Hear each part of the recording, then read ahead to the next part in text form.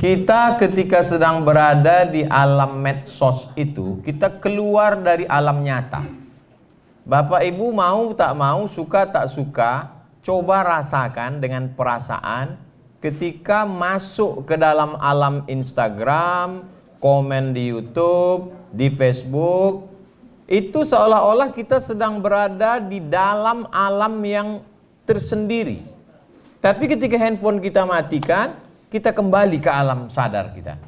Jadi banyak kita yang terpicu, terpukau, tersihir dengan medsos, lalu kemudian keluarlah sumpah serapah antah berantahnya, dan jejak digital amat sangat kejam.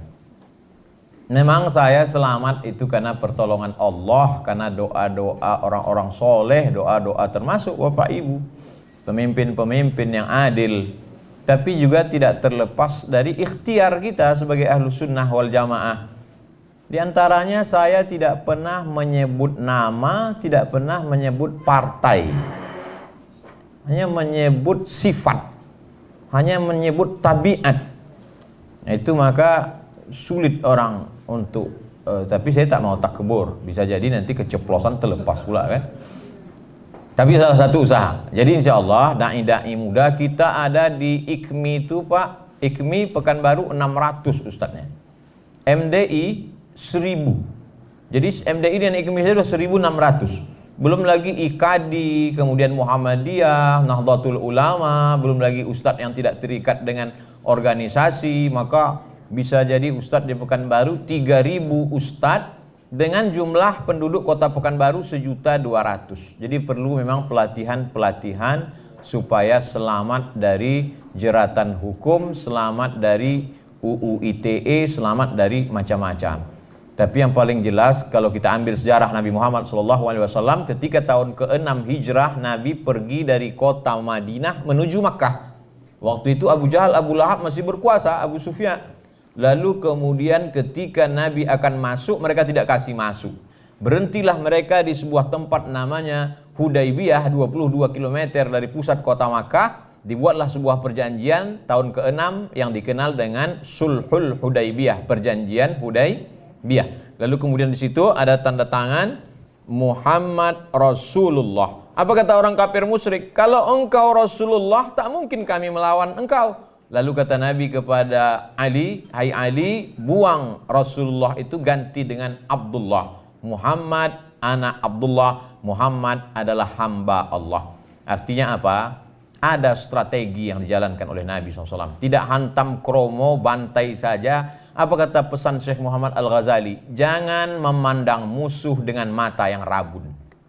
Sekarang banyak pejuang-pejuang matanya rabun. Kalau engkau melihat singa menampakkan giginya, jangan kau sangka dia sedang tersenyum. Itu bukan hadis, dapat saya di grup WhatsApp. Jadi memang mesti berhati-hati, antisipasi, mesti ada mengingat nasihat orang. Dan saya kalau ketemu dengan ulama, dengan kiai, dengan tuan guru, apa masukan-masukan untuk saya. Ada kawan-kawan ceramah di advokat, pengacara, apa ya, mereka sampaikan semua. Tapi balik lagi kepada kalau kita sudah berusaha optimal, terjadi juga qadar Allah. Tapi kalau kita tidak ada usaha, maka sesungguhnya itu adalah hukum sebab dan akibat. Jadi pertanyaan Bapak sekaligus juga sebagai pengingat-pengingat untuk saya, supaya kita menjalani ini. Intinya hidup ini tidak pernah ada selesai as-sira' bainal haqqi wal batil, antara hak dan batil. Itu sudah sunnatullah. Ada Kabil, ada Habil, ada Musa, ada Fir'aun, ada Ibrahim, ada Namrus, ada Nabi Muhammad SAW, ada Abu Jahal, Abu Lahab. Bapak Ibu, kalau kebetulan ada teman yang kira-kira selalu mengganggu, katakan begitu. Aku sabar menghadapi engkau, karena memang sudah begitu dari dulu. Ada Kabil, ada Habil, ada Musa, ada Fir'aun, ada Namrus, ada Ibrahim, ada Nabi, ada Abu Lahab, ada aku, dan ada kau.